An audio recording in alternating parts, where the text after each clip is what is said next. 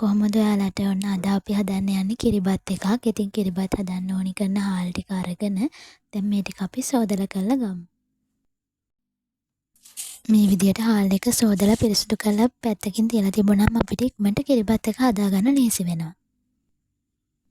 දැන් මේ විදිහට දිය කිරි මිටි කිරි අපි වෙන් කරලා තියාගන්නවා.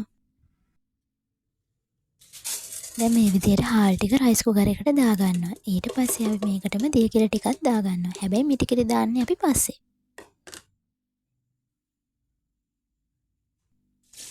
අපි මේකට මිටි කිරිත් දාන හින්දා මෙන්න මේ ප්‍රමාණයට වගේ දිය කිරි දාගත්තාම හොඳටම ඇති.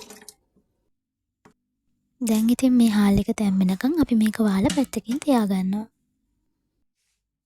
මේ වෙලාවේ අපි අර තියලා තිබ්බ මිටි කිරි ටිකට ලුණු ටිකක් දාලා කලවම් කරනවා. අපි කොයි වෙලේවත් බත් එකට ලුණු දාන්නේ නැහැ.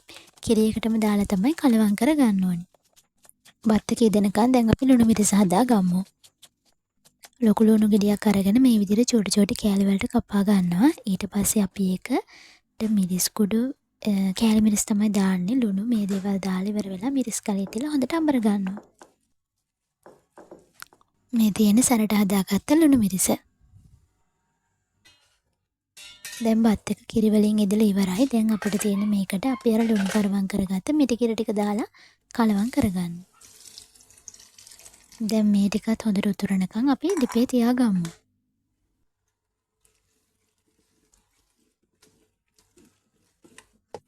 දැන් ඉතින් කිරිබත් එකේ රස වැඩි වෙන්න මම කෙසෙල් කොලයක මේ විදිහට අතුරගත්තා.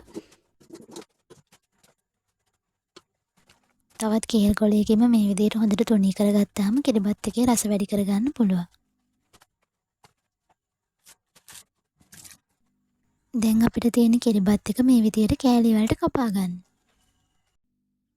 මේ තියෙන මේ විදිහට හදාගත්ත කිරිබත් එක. එහෙනම් මං ගිහිල්ලා එන්නම්.